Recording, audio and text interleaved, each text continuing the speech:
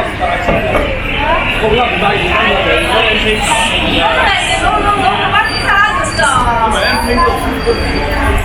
guys, magandang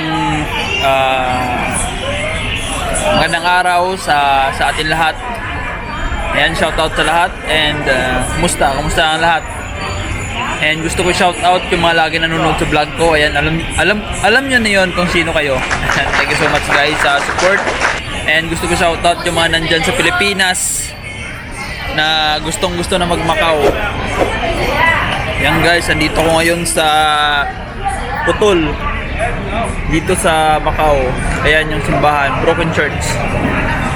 And ayan yung nasa harap ko guys. Diyan yung mga mga freeties dyan. Ang dumi ng kuko ko. Andyan yung mga gusto mag-Macau. Ayan, dyan yung freeties. Ayan, dyan kayo makakatikim ng taste all you can.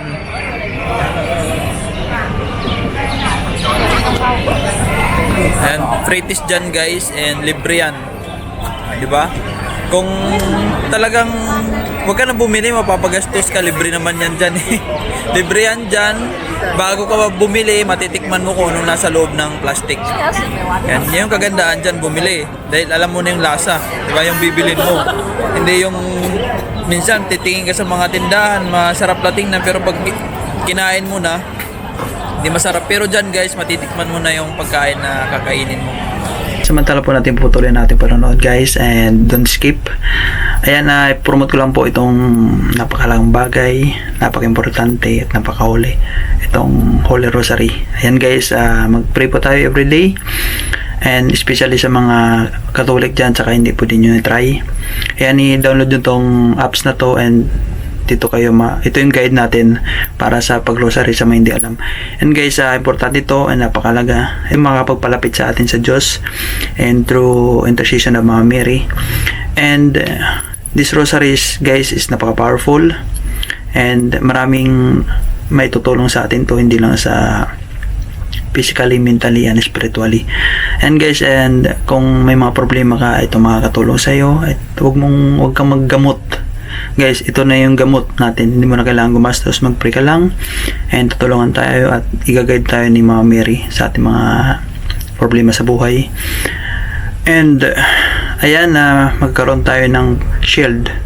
At kung sino man sa isang pamilya nag-rosary guys, poproteksyonan niya ang lahat ng pamilya niya.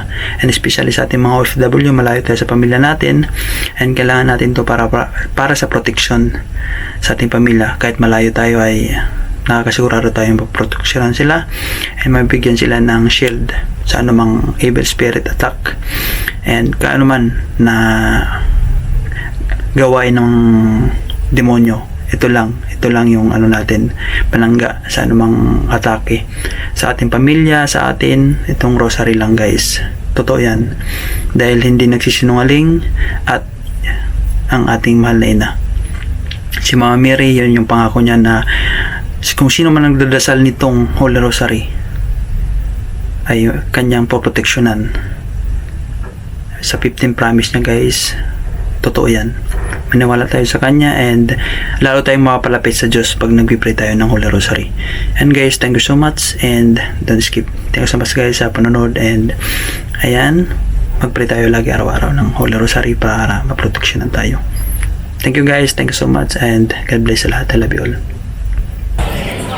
Na gusto mong bilhin. Yan guys, thank you so much, and shoutout ko muna yung mga nasa HK, mga subscriber natin, mga nanonood dyan, shoutout sa inyo.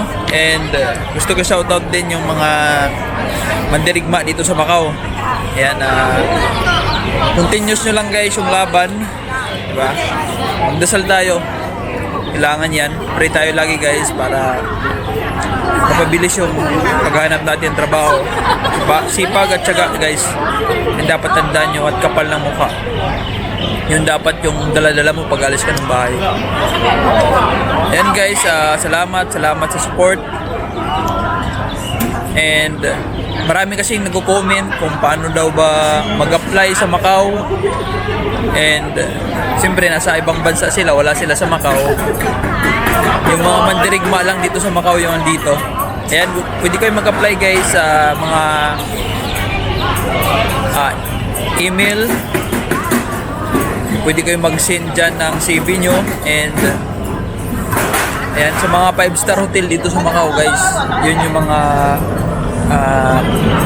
applyan nyo habang nasa Pilipinas kayo, nasa ibang bansa, diba? Na mga OFW din na gusto mag-Macau. Ayan guys, applyan nyo yung online na ayan, itong online na in-upload ko. Ayan, dyan kayo kuha ng mga email ng mga 5-star hotel dyan guys, yung nakalagay dyan sa email na yan. Sa video na yan guys, panoorin nyo itong video na to. Yan, nasa baba guys yung link ng dalawang video na yan, panoorin nyo. And sa online yan, online email, dyan kayo magsisend sa email nyo CV. Dapat yung email nyo guys is, dapat yung resume nyo is PDF guys lahat. I-attach nyo na rin yung passport nyo doon, PDF din guys yan, para ano na, pag tinawagan kayo ready to flight na, di ba? May passport na kayo guys. Yan yung mga gusto mag-Macau, mag-apply online na sa Pilipinas, kumuha na kayo ng passport, diba? Kasi once na natawagan kayo an interview, duro-diretso na yan, wala nang paligoy-ligoy yan, diba? Lalo na ngayon guys, gawin nyo is lagi kayong mag-send ng CV. Wag lang isang beses dapat maraming beses, di ba? Araw-araw magsisend kayo, gabi, araw, gabi. Siyempre, habang pag may time kayo, mag-send kayo, di ba? Wag kayong papalya kung talagang desidido kayo mag-Macau. Ayan yung mga email na nasa video guys is mga ano yan, mga 5-star hotel yan dito sa Macau. Dapat may experience din kayo ng hotel hotel, kahit ano lang na hotel, kahit lang na maliit na hotel guys, Sogo dyan sa Pilipinas o sa ibang bansa man na hotel, basta maliit lang, okay na yun, basta may experience kayo ng hotel. Yan, apply kayo dito sa Macau online. And huwag kayong mag-alala kung nasilik kayo, online interview nyan, and then online interview, and then pag pumasa ka, yan, pumasa ka is bibigyan ka endorsement para dun sa icon. Yan, icon sa Pilipinas. Pero may ibang hotel dyan sa email, sa video na pwede sa pwede dumiretso na ng Macau. Pero pag guys, pag OFW ka na mag cross country is mas madali, di ba? Mas madali pumunta ng Macau. Pero pag hindi ka OFW, nasa Pilipinas ka, pupunta ka ng Macau as tourist, mahirap. Talagang dadaan ka sa butas ng karayom dyan sa immigration. Dyan sa, alam nyo naman, immigration natin sa Pilipinas, napakahirap lumusot, diba? Kaya guys, yung mga pupunta ng Macau, dadaan ng immigration, galingan nyo sa interview and mag-review kayo bago sumabak, diba? Ganun talaga. Galingan nyo guys, and kaya nyo yan, dasal lang, diba? Dasal talaga pinaka-importante sa lahat, diba? Huwag kayong mag-alala guys kung may interview kayo, and madali lang mga interview nyan, about lang sa experience mo sa hotel, tatanungin ka. And kung magkuha na kayo ng experience sa hotel, yung man nasa Pilipinas, kuha na kayo ng experience sa hotel, diba? Pag-nanood kayo sa YouTube para magkaroon kayo ng idea kung ano ba yung trabaho sa hotel. Ayan, mga trabaho yan sa hotel guys, yung mga nasa email. Kayo mag-alala kasi malaking sahod nyo, diba?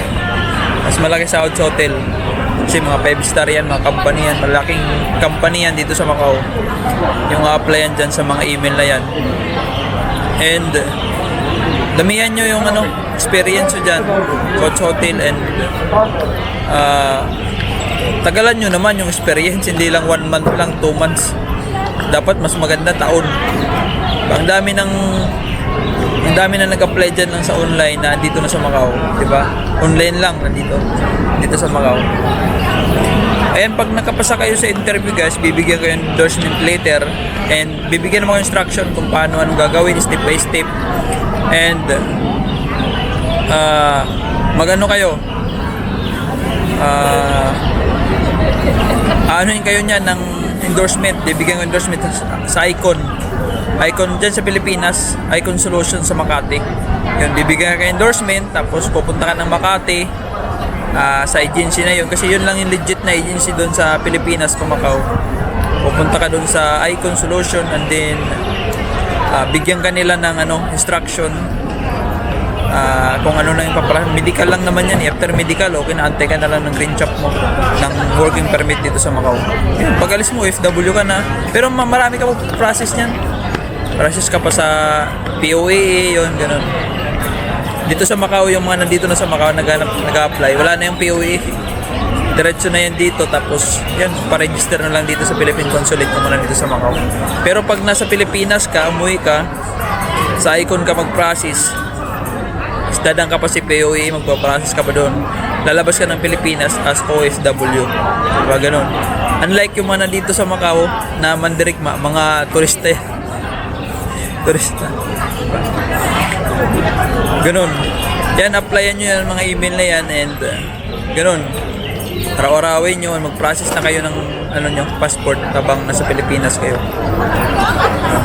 Para in case na natawagan kayo for interview, diretso na. Then mag-download kayo guys ng WeChat tsaka WhatsApp.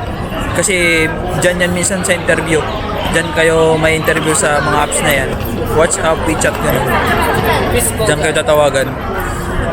Ayan na, huwag kayong huwag kayong tamarin sa pagsisend ng CV nyo. PDF ka siya, PDF yung CV nyo dapat. Huwag kayong tamarin sa pagsisend para, di ba, masilig kayo. The more na marami kang sinisend, the more na may chance ka na makuha. Ganun lang guys, ganun. Panoorin nyo yung vlog na yan, nandyan yan lahat yung mga email dito sa Macau. Mga online application, dyan na yan. 5-star hotel yan. Kasi huwag naman isang beses lang. Isang beses ka lang magsisend. Kasi sa dami ba naman magsisend, di ka makikita niyan eh. Dapat marami para mapansin ka. Gabi, araw, ganoon. Dapat may time ka. Mag-send ka. Diba? Kung may trabaho sa Pilipinas, pag uwi mo, pag break time, ganoon, mag-send ka. Diba, di mo namamalayan. Dami na pala nag-reply sa'yo doon sa may schedule ka para interview, mamili ka na lang. Diba? Yun guys, yun yung advice ko. And then, sa mga gusto mag-Macau, na kaya nyo yun guys, subukan nyo. Diba? Kung puro lang kayo plano, walang mangyayari. Dapat talagang pumunta na kayo dito ng Macau. Pero kung gusto nyo mag-tourist, huwag kayong mag-direct. Huwag kayong mag-direct ng huwag kayong mag-direct ng Macau, Hong Kong or Taiwan, ganun. Huwag kayong mag-Thailand din kasi mahirap dun. Mahirap yung Thailand, marami din na-upload dun. Yun lang guys yung tips ko sa mga gusto mag-apply sa Macau na wala sa Macau. Yan, mga online applyan nyo para kahit nandyan pa kayo sa Pilipinas o nasa ibang bansa man is, diba, may chance pa rin kayo. Yun lang guys, thank you so much and God bless sa lahat. I love you all.